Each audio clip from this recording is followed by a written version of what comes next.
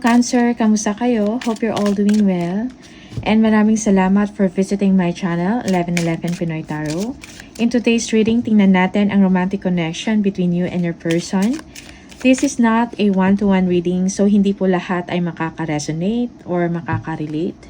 Pwede niyong panoorin ang inyong moon, rising, and Venus placements dahil minsan mas nakaka-resonate kayo doon.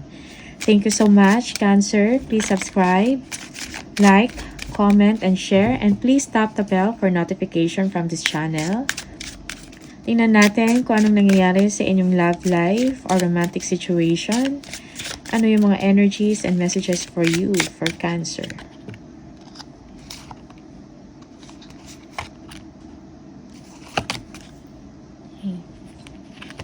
Merong the chaser. Chaser in codependent relationship. Fear of abandonment issue. Okay? Merong fear, merong takot of abandonment issue. Parang takot kang iwanan. Okay? Or takot ka na lumayo ang person mo sa inyo. Or it's the other way around. Or yung person mo to yung takot. Okay? Merong codependency in the relationship. Okay? Girl with a snake. Empath and narcissist paradigm. Being charmed or used, enable boundaries. Okay. Yeah, merong narcissistic attitude sa relasyon. Okay. You feel that you are being used, or ito yung person ninyo. Okay. He or she is being charmed. Talking. Interested, conversing more, awaited message arrives, text, call, email, hovering. Okay? Talking. Yeah, yung iba sa inyo nag-aantay na tawagan kayo or makatanggap man lang ng messages from your person. Okay? So, merong desperation sa sitwasyon nyo, Cancer. Okay? You're thinking about of texting or messaging your person. Sending emails. Okay? Yeah. You want to talk to your person. Parang gusto mo siyang kausapin. Or again, it's the other way around. Yung baliktad. Okay? Yung person mo yung gusto kang kausapin. Kisses. Unconditionally loving. Giving and receiving affection. Falling in love. So, yung iba sa inyo, mabilis kayong ma-fall. Okay, Cancer? But when you love unconditionally. Okay? You are a nurturer. Okay?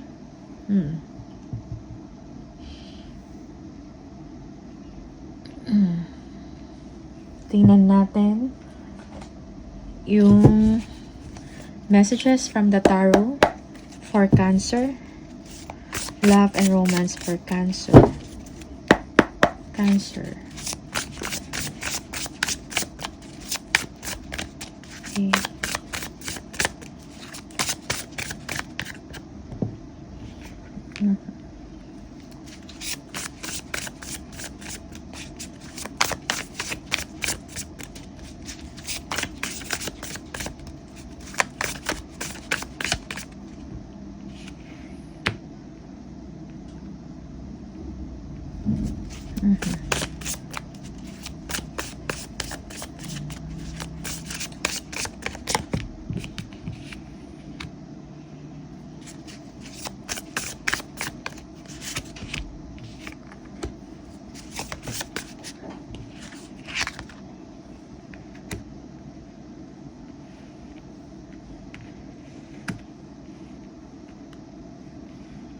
Okay.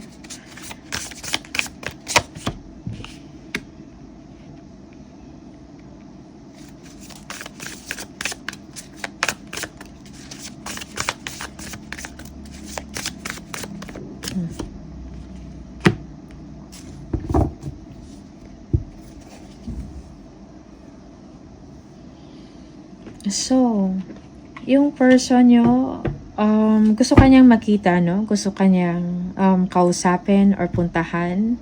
But then again, there is third party involved. Okay? So, parang nag-iisip siya ng paraan, the safest way, okay? Safest way to meet you or to see you. But then, merong disappointment. You miss this person so much, Cancer, pero walang communication for now.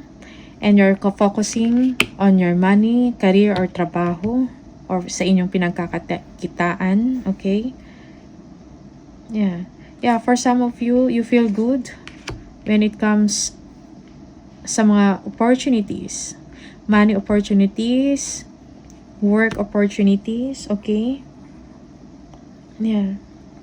Wait, tingnan natin.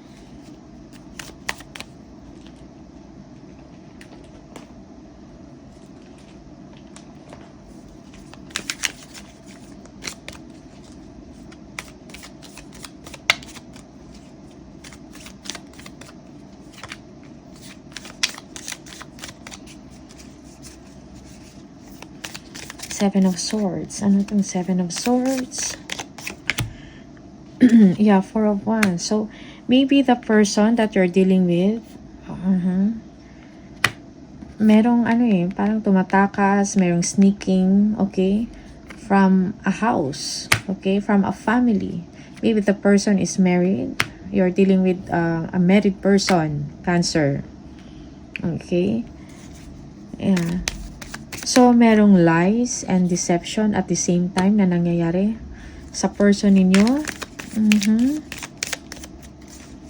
They want to see you. They are thinking of ways, mga paraan, nag-iisip ng paraan kung ng paraan para makalabas ng safe, okay? Or for now, disappointed siya dahil wala siyang magawa. Okay, sa gusto niyang mangyari. Okay? He or she is just letting things to unfold naturally, come what may. Okay? Eight of Swords, yes. So yeah, wala din talaga siyang magawa sa kanyang posisyon or sa kanyang status. Okay? Or sa kanyang sitwasyon, I mean. Okay? You miss this person. Yeah, your person also parang merong disappointment and the same time sa kanyang sitwasyon. Okay? Maybe namimiss ka din niya, but then again, there is restriction sa side niya. Yeah, nalulungkot din yung person mo ngayon. Yeah, hindi siya masaya sa kanyang sitwasyon ngayon, okay? Or sa status ng kanyang buhay, or sa estado, or status ng kanyang relasyon. Then, Five of Cups. Yeah, the Lovers. Parang namimiss ka ng person ninyo. Cancer, okay? Merong disappointment. Hindi niya magawa yung gusto niyang magawa kasi may restriction. Okay?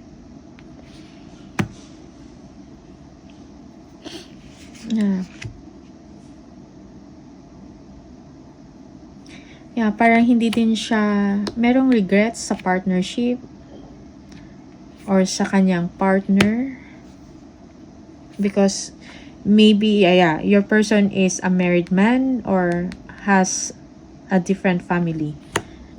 Okay, so parang hindi din siya masaya doon. Okay, merong discontentment sa kanyang sitwasyon or sa status ng kanyang relationship. Okay.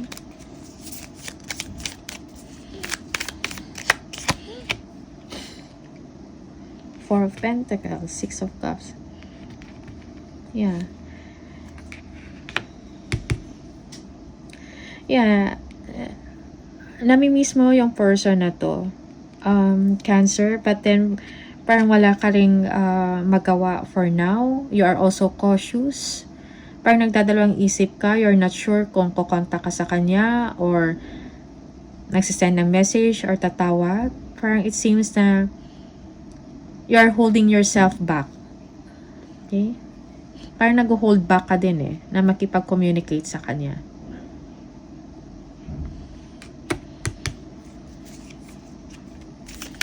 Okay?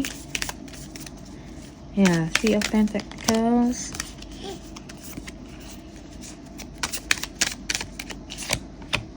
Yeah, Ace of Pentacles.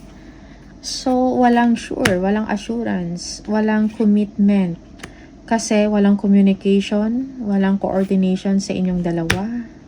Hindi mo alam kung anong nangyayari sa kanya and siya ganun din at the same time.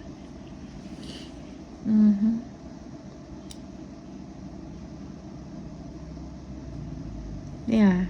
Yeah, for some, there is no, the challenge is walang communication. Merong disalignment to proceed further sa relasyon nyo. Okay? No assurance and no commitment at the same time. Just take what resonates for you, Cancer, and leave the rest kung hindi para sa inyo. But these are the energies. Okay?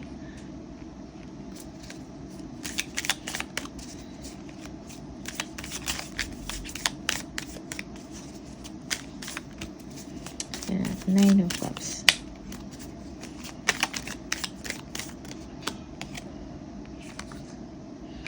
Yeah, Queen of Cups. Yeah, you feel good somehow about yourself.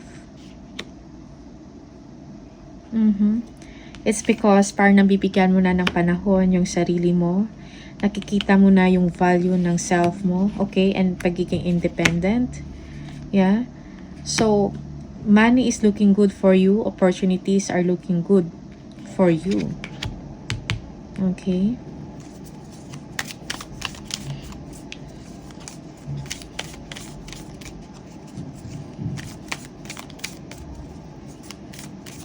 Parang, yeah, you feel good about yourself. Parang napipigyan mo na ng oras yung sarili mo. Okay? Parang pangangalagaan mo na ang sarili mo. 6 of Pentacles. Let's see. The 10 of Cups. Yeah.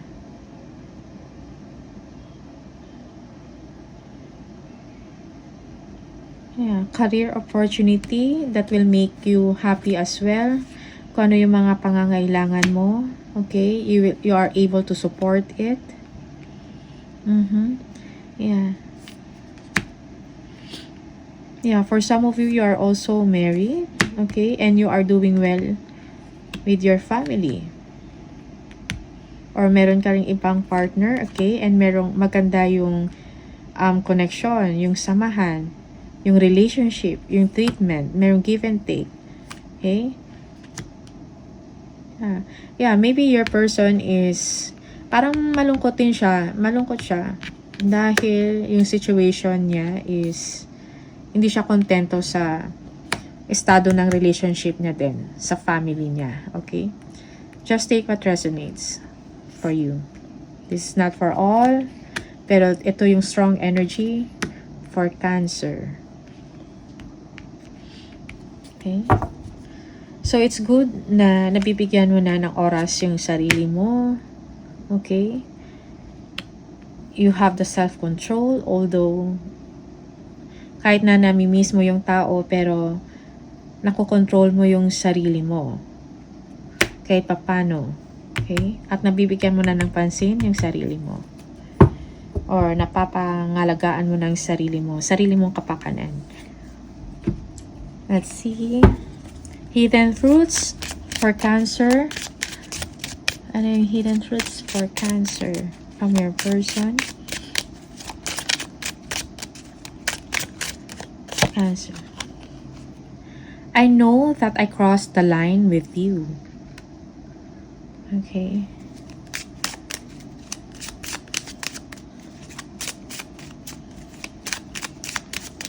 Okay, for some of you also, may challenge din when it comes sa person mo, when it comes sa money. Okay, when it comes sa resources, or when it comes sa work niya. Okay? Yeah.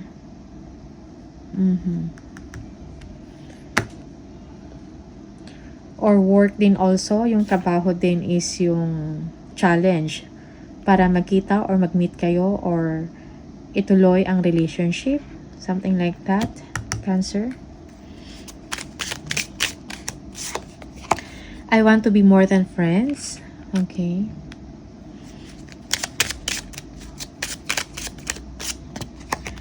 I lost myself for a little while. Okay. Tingnan natin. Ano pa yung ibang advice or message for you? Cancer, Cancer, Cancer.